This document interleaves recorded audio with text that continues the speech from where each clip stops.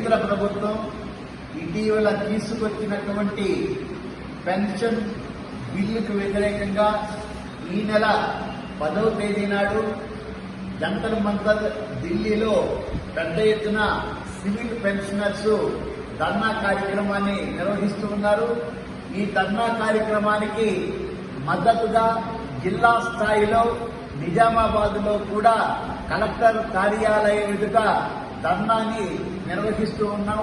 Telangana all pensioners and retired persons association, postal retired persons association, BSNL retired persons association, అదేవిధంగా RMS, ఈ విధంగా railway, civil pensioners ఎవరైతే ఉన్నారో వాళ్ళందరూ కూడా ఈ ధర్నా కార్యక్రమంలో పాల్గొవాలని చెప్పేసి విజ్ఞప్తి చేస్తున్నాం.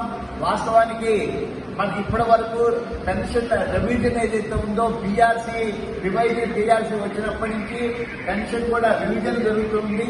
కానీ ఇవాళ కొత్తగా తీసుకొచ్చినటువంటి కేంద్ర ప్రభుత్వం తీసుకొచ్చిన చట్టం మూలంగా పాత పెన్షనర్లు కొత్త పెన్షనర్లు అని ఈ విధంగా విభజించారు. దీని మూలంగా ఈ పాత పెన్షనర్లకి పే రివిజన్ జరగదు, డిఏలు ఇవ్వరు, మొత్తం ఆర్థికంగా ఎన్నో ఇబ్బందులకి గురి కావాల్సి వస్తుంది.